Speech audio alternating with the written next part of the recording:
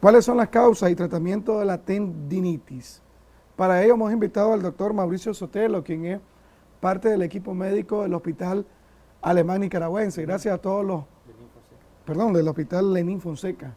Muchas gracias, doctor, por corregirnos. Y bienvenido, primera vez que está en el programa. Sí. Siéntase como en su casa. Buenas tardes a todos los televidentes y presentes y agradecer, ¿verdad?, la invitación que nos hace y saludarlos y felicitarlos por este año que tienen, que ha sido, me imagino, de beneficio para toda la población que nos ve en las zonas remotas. Sí. Hoy vamos a hablar pues un tema frecuentísimo, como son las tendinopatías. Entre ellas pues abarca las tendinitis y entre ellas las tendinosis, que son afectaciones mayores ya cuando el tendón se rompe. Okay. La tendinitis es una lesión, meramente una lesión en el tendón, que el tendón es la unión del músculo con el hueso. Así es. Simple palabra sencilla. Así es, nuestro sistema esquelético humano está perfectamente constituido por huesos, tendones y músculos, en el cual el tendón, al ser tener disminuida la parte de la fuerza con respecto al hueso, entonces esta tiende a claudicar. Si nos ponemos a tensar un hueso y a un tendón, generalmente siempre se va a romper el que tenga menos tensión y fuerza. ¿Ya? La tendinitis, ¿qué es nomás? Es un proceso inflamatorio que a veces se cronifica y que provoca un alto porcentaje de las consultas que llegan a nuestros centros hospitalarios y constituye aproximadamente el 15% de las consultas que acuden al hospital, entendiéndose ya sea tendinitis, tendinosis o la unión de estas, las tenosinovitis, que no solamente incluye la inflamación, sino una afectación en los protectores de Los tendones duelen, doctor. Duelen, es una pregunta, pero le digo esto porque hay generalmente las personas adultas mayores dicen, me duele el tendón. Sí. Duelen.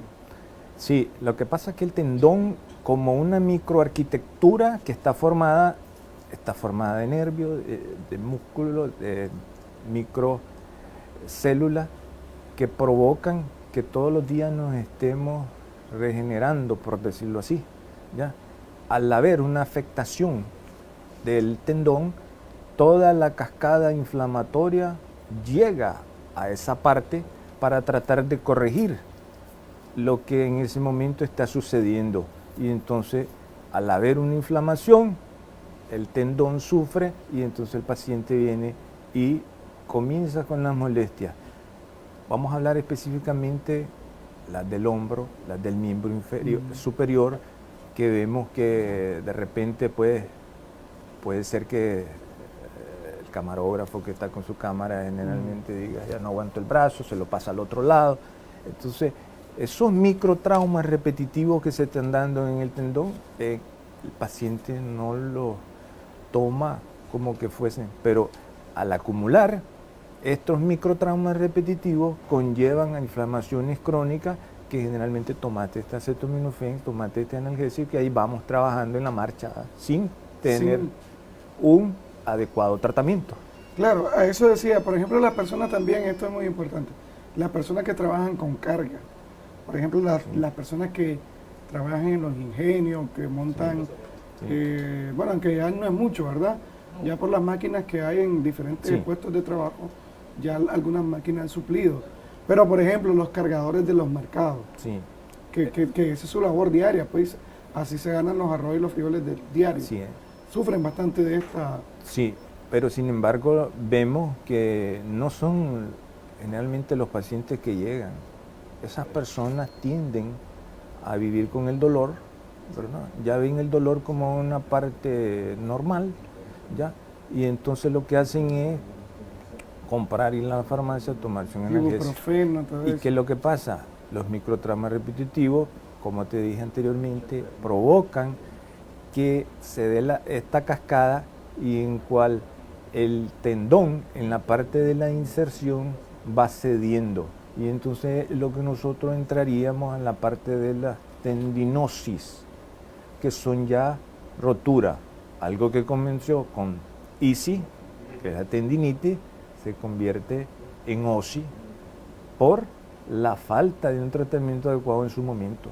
Otra persona, aparte de los cargadores, quienes también están expuestos a esta patología que es la tendinitis. Las tendinitis estamos expuestos todos si nos caemos, los seres humanos. Una lesión, un golpe. Sí, pero generalmente si nos caemos ya sabemos que vamos a tener una contusión, una inflamación, un proceso que se da en el momento fisiológico. Sin embargo, aquella secretaria que pasa generalmente todo el día, esta es la que tienen a tener los deportistas. Antes no hablábamos, los niños tienen tendinopatía. Sí, pero vemos a qué edad le dan una tableta a un niño, donde ya esto está normado. En países, ¿verdad?, que han estudiado más esto, el niño aproximadamente no debe tener más de una hora una máquina, porque esto va a conllevar, cuando sea ya poco joven adulto, a tener una tendinopatía crónica, algo que nosotros no habíamos visto antes, ¿verdad?, pero ahora lo estamos viendo en jóvenes. Acuérdense que los muchachos son expertos, ¿ya? El chateo, las redes sociales. Precisamente, doctor, esa combinación del calor, el uso del celular, obviamente, la batería, lo tenemos en la mano, que el celular se recalienta. Venimos nosotros y nos mojamos las manos, eso lo hace todo el mundo. Eso puede causar, doctor, esta patología. Normalmente el calor no, sino el movimiento repetitivo. Ya, todos los días. Están cabezones los dedos. Sí, porque las tendinitis se dan en todo aquel donde haya parte un tendón afectado. Ya, como te dije en el comienzo, donde vemos más afectaciones de las tendinopatías, en el hombro, en la muñeca, en la rodilla y en atletas o no atletas, en el tendón calcáneo, en el tendón de Aquiles, que generalmente lo vemos en atletas o pacientes que hoy de repente dijeron, hoy voy a ir a correr, ¿no? Entonces ese músculo, ese tendón no estaba preparado para ese estrés y el cuerpo reacciona de una manera mandando células inflamatorias, una cascada, para decirle al cuerpo, párate, que está pasando algo. Se habla también de los pacientes con enfermedades, por ejemplo, como la diabetes, la artritis reumatoide también son pacientes que pueden presentar esta patología. Sí, son los pacientes que más tienden a generalmente el paciente adulto mayor suele tener estas enfermedades crónicas. Claro, sí, el diabético, digamos, juvenil, que inicia desde su infancia, tenemos una mayor incidencia en diabetes, en tendinopatía, ya por su larga, pero sin embargo el diabético adulto, el tipo 2, vemos que por su compromiso que tienen por la diabetes, esto llevan a disminuir la parte hormonal y todos aquellos factores que son los que nutren la parte de nuestro cuerpo. Aquellos pacientes que toman muy poca agua, recordemos que los diabéticos orinan en exceso cuando están descompensados. La deshidratación, y ustedes lo pueden ver también en su piel, no beban agua, a ver que la piel, ¿ya? Entonces, igual pasa en la piel, igual pasa en el tendón. Un tendón malnutrido no se da la elasticidad que se da normalmente con toda su fibra. Entonces esto, a menores movimientos repetitivos, provocan no solo que se inflamen, sino que se rompan, y ahí entramos con las tendinosis. Generalmente una persona que no tiene diabetes, pero sí es adulta mayor, también puede sufrir precisamente por esa pérdida de elasticidad con el pasar de los años. Y es más frecuente en mujeres. Acordémonos que la mujer entra a los 35 a 40 años en la etapa perimenopáusica, donde su parte hormonal declina un poco, y vemos ya señoras de 33, 34 años ¿ya? Señora, tan jóvenes todavía. Sí, con enfermedades, roturas del manguito, de los rotadores, pero porque tienen que ver disminuir la parte hormonal, la parte nutricional, por decirlo así, del tendón que nutre. Entonces encuentran un asidero en cual el tendón no se puede defender del alto estrés. Acordémonos que nuestras mujeres lavan la mayoría en lavandero. Entonces hay teorías que las micro repeticiones son las que generalmente van a provocar inflamaciones y que a la postre conllevan a las roturas de estas. Cuando dice de que no enriquecemos nuestros tendones, hablamos de alimentos, o sea, ahí no estamos ingiriendo alimentos ricos, por ejemplo, en calcio, en proteína, en vitaminas. Sí. El ABC de nuestro cuerpo es la buena alimentación, evitar las partes nocivas, son el alcohol, la droga, el cigarro, y el ejercicio. Sin embargo, hay alguien que puede hacer todo eso, pero puede tener algo que se llama, en la estructura del hombro, para hablar del hombro, un acromio que se formó de una forma curva, y generalmente al pasar los tendones que tenemos en el hombro a través de ese hueso, que es el acromio, generalmente se va rompiendo y lo vemos en personas, pero eso no quiere decir que no se haya alimentado bien o que no haya hecho ejercicio, sino que es parte de su anatomía normal que lo conllevó a una afectación prematura de esto. Ok, doctor, vamos a hacer una pausa. Cuando regresemos vamos a seguir hablando. Yo creo que se puede diagnosticar. Yo estaba leyendo de que, por ejemplo, los médicos con solo las quejas del paciente, la clínica, la clínica, ¿verdad? Sí. Ya pueden diagnosticar que una persona tiene tendinitis. Perfectamente. Sin necesidad de otros estudios. Perfectamente. ¿Verdad? Y el día de hoy estamos hablando sobre las causas y tratamiento de la tendinitis, un problema que ocurre muy frecuente, según el doctor Mauricio Sotelo, que lo tenemos aquí en este programa. Ocurre muy frecuente en la población nicaragüense, sobre todo en deportistas, en personas de la tercera edad, en las personas que han sufrido tal vez alguna lesión. Doctor, ¿cómo se diagnostica? ¿Hay necesidad de diagnosticar con estudios más profundos esta enfermedad, esta patología? Sí, buena pregunta. La parte del diagnóstico, el 80% lo constituye la clínica. Un buen examen físico nos va a arrojar hasta un 80% del diagnóstico. Digamos, tiene sus particularidades. Hay un dicho que dice, dime en qué trabajas y te diré qué vas a padecer. Si te dice que ella o él son secretarios, que tienen 8 horas a la semana, 8 horas al día, movimiento repetitivo, entonces prácticamente nos está diciendo el diagnóstico.